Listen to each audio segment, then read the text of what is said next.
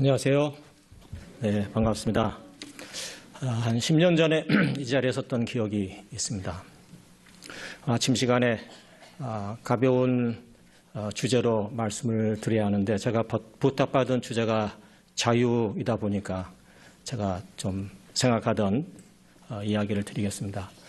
혹시 딱딱할 이야기가 될지 모르겠습니다만 잘 새겨 들으시면 여러분의 신앙에도 앞으로 큰 도움이 되리라고 생각하고 또 창조 이야기는 교회를 다니시 않는 분도 또 이렇게 잘 아는 이야기니까 이해하는 데 큰 어려움이 없으리라고 생각합니다.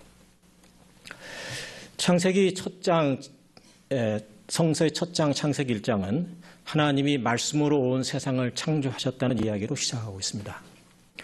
그래서 기독교에서 신을 언급할 때 붙는 가장 중요한 수식어가 창조주 하나님입니다. 그러나 학교에서는 생명의 기원에 대한 진화론에 대해서 배우기도 하고 또 우주의 기원에 대해서는 빅뱅설을 배웁니다. 얼마 전에는 빅뱅을 증명하는 우주 사진까지 제시가 되었죠. 일부 기독교인들 가운데는 이런 주장이 성서의 창조 이야기를 부정하는 것으로 받아들이는 사람도 있습니다만은 이건 성서에 대한 오해라고 저는 생각합니다. 과학 또한 하나님이 주신 학문으로 종교와 과학은 상호 보완적이지 결코 대립적이지 않습니다. 많은 과학자들도 여러분도 마찬가지지만 다 신앙인들이고요. 다윈도 죽기 3년 전 친구에게 보낸 편지에서 이런 말을 했습니다. 내가 가장 마음이 흔들렸을 때도 신의 존재를 부인하는 무신론자가 된 적은 결코 없었다. 수천 년 동안 사람들은 태양이 지구 주위를 돌고 있다고 믿었습니다. 그런데 인간의 이성이 깨면서 지구가 태양의 주위를 돌고 있다는 것을 주장하는 사람이 나타났습니다. 중세유럽에서는 이런 주장을 하는 사람들을 악마의 자식이라고 해서 화형에 처하게 됐습니다. 그러나 오늘날 이러한 천동설을 믿는 기독교인은 한 명도 없고 천동설이 지동설로 바뀌었다고 해서 기독교가 무너지지도 않았습니다. 다만 교회가 진리라고 믿고 주장했던 고정관념과 교리가 잘못되었을 따름입니다. 창세기 1장에서 세상이 6일 만에 하나님의 말씀으로 창조되었다는 이야기와 45억 년의 진화의 과정을 거쳐 오늘의 세상이 만들어졌다는 과학의 이야기는 언뜻 들으면 대립되는 이야기처럼 들리지만 저는 그렇지가 않습니다. 왜냐하면 창세기 1장은 무엇을 위해 이 세상이 창조되었는가라는 창조의 목적에 대해 답을 하는 신앙의 책이지 이 세상이 어떻게 형성되었는가 라는 창조 과정에 대해서 답을 하는 과학서적이 아니기 때문입니다.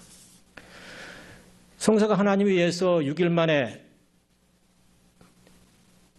천지가 창조되어지고 7일째 되는 날에는 쉬셨다고 말하는 데는 깊은 신앙의 뜻이 있습니다. 오늘 아침에 그 이유를 간단히 살펴보려는 것입니다. 우선 한 가지 질문부터 시작하죠. 왜 하필이면 7일 동안일까요?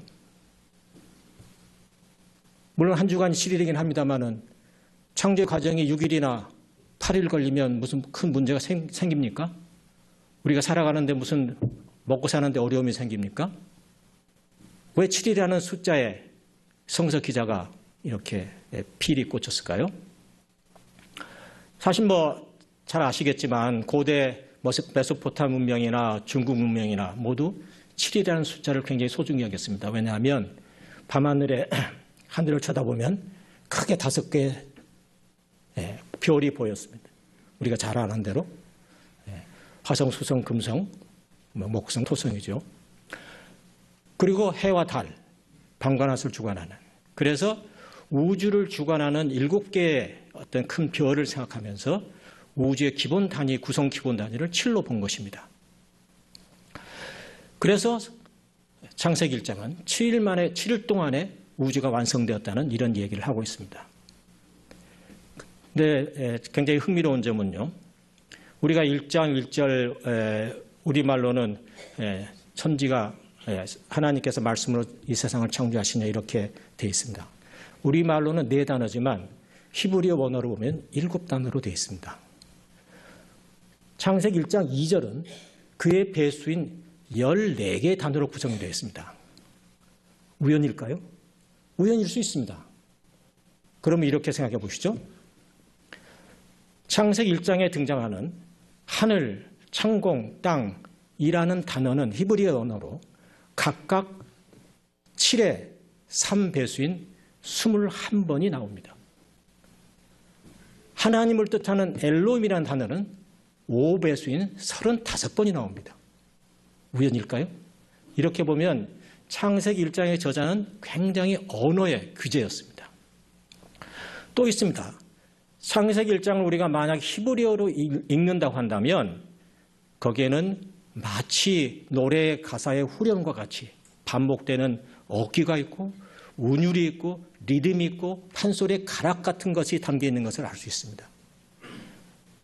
창세기 1장은 저자는 매우 뛰어난 시인이기도 했습니다. 한 세기 전 테아르드 샤르댕이라는 프랑스 신부가 있었습니다. 그분은 가톨릭 신부였지만 북경 원인 발굴에도 직접 참여한 진화 생물학자였습니다. 샤르댕 신부는 과학과 신앙을 하나로 연결하고자 애쓴 분입니다. 이런 말을 했습니다.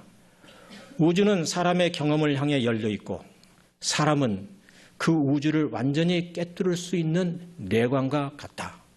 사람은 우주 형성의 중심에 있다.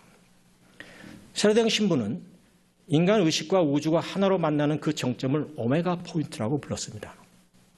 창세기 1장을 읽어보면 창조의 주관자는 분명 하나님이지만 그러나 그 창조의 중심에는 인간이 있습니다. 5일 동안의 창조가 끝날 때마다 하나님께서 보시기에 좋았더라고 이렇게 말합니다. 그런데 인간이 창조된 다음에는 하나님께서 보시기에 참 좋았더라 이렇게 말합니다. 그리고 그 인간은 하나님의 형상을 따라 지음을 받습니다. 지금 우리는 이 말의 의미가 크게 다가오지 않습니다만은 만약 여러분이 이 글이 쓰여진 지금부터 2500년 전에 여러분이 살고 있다고 한다면 이 말은 엄청난 파워를 갖는 말입니다. 왜냐하면 그 당시에 사람들이 믿었던 하나님의 형상, 신의 형상을 띠고 태어난 사람은 딱 한 사람밖에 없었어요. 그건 왕이었습니다.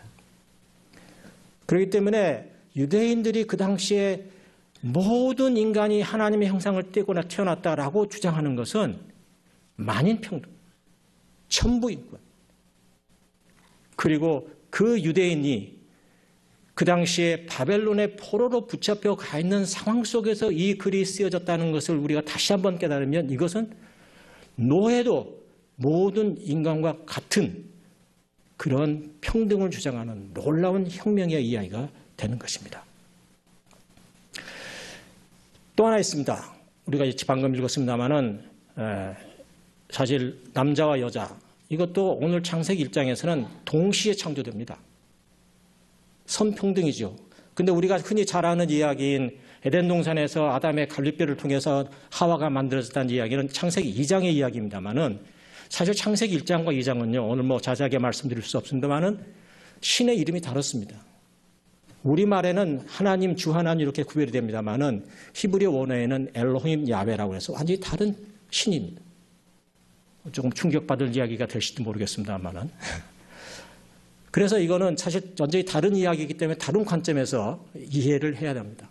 다만 하나 제가 말씀드리고 싶은 것은 중학교 1학년 때 제가 이 구절을 읽으면서 야 그럼 갈빗뼈를 오른쪽에서 뽑았을까 왼쪽에서 뽑았을까 의심이 들어가지고 제가 여러 번 세봤어요. 똑같더라고요. 빠진 데가 없이. 제가 신학교에 가서 그 후에야 히브리의 원어의 갈빗뼈라는 단어 속에는 옆, 사이드, 평등이라는 뜻이 있다는 것을 깨달았습니다. 전혀 의미가 다르죠.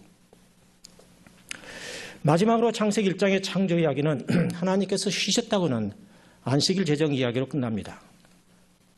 하나님께서 왜 쉬셨을까요? 창조하시느라 피곤하셔서 말씀으로 창조하셨는데 노동도 안 하시고. 이 말은 하나님이 쉬셨으니 하나님의 형상을 띠고 태어난 우리 모두도 다 쉬어야 한다 이 말입니다. 그 당시에 귀족이나 왕이 이런 얘기는 하는 건 의미가 없죠.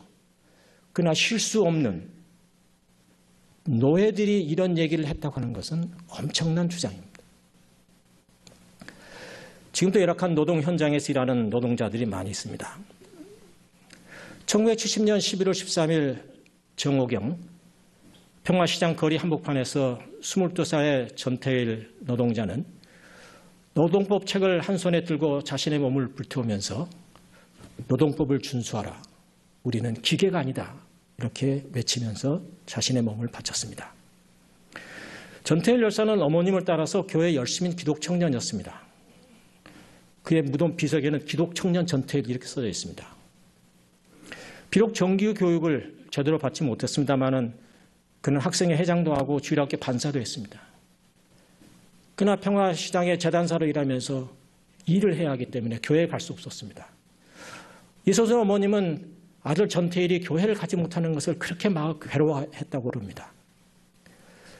평화시장 봉제공장 주인은 일요일에 자신은 교회를 가면서 거기서 일하는 여공들이나 다른 노동자들은 교회를 갈 수 없었던 거죠.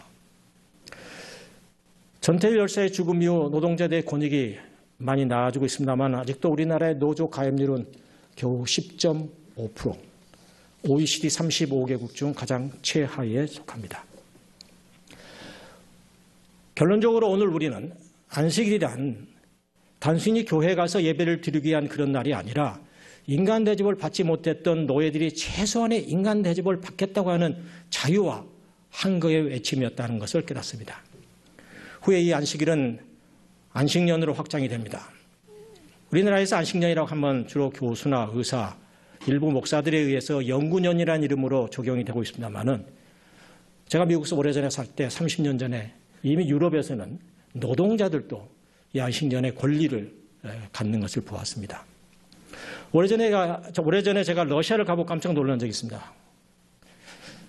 사실 이 안식년이라고 성서에서 말하는 안식년은 이렇게 사람에 적용된 게 아니고요. 본래는 땅에 대한 적용이었습니다. 6년 동안 땅을 가꾼 다음에 7년째는 땅을 쉬게 하라. 제가 러시아를 가보고 깜짝 놀란 적이 있는데요. 농부들이 땅을 7등분 해놓고 그리고 매년 돌아가면서 한 등분씩의 땅을 쉬도록 하는 것을 보았습니다. 제가 미국에서는 그런 거 보지 못했는데요. 그리고 안식년을 지나서 50년째가 되면 이 해를 희년이라 불렀습니다. 희년은 단지 쉬는 것으로 그치지 않고 노예들은 모두 해방을 시켜 자기 집으로 가게 했고 모든 빚은 탕감을 해줘야 했고 땅은 본래의 주인에게 돌려줘야 했습니다. 누가복음 4장에서 예수께서는 공생애를 시작하실 때의 이 희년 사상을 하나님 나라의 핵심 사상으로 선포하셨습니다. 주님의 성령이 나에게 임하셨다. 가난한 자들에게는 복음을, 묶인 사람들에게는 해방을, 눈먼 자들에게는 눈뜸을, 억눌린 사람들에게는 자유를 주기에 내가 이 땅에 왔다고 선포하셨습니다. 사실 이렇게 보면 기독교는 매우 위험한 혁명의 종교입니다. 50년마다 새롭게 원점에서 다시 시작해야 하니 말입니다. 복음이란 바로 이러한 자유와 해방의 기쁜 소식을 두고 한 말입니다. 바라기는 오늘 이 자리에 참여한 모든 여러분에게 이러한 복음의 기쁨이 함께하기를 기원합니다. 감사합니다. 잠깐 침묵으로 기도할까요?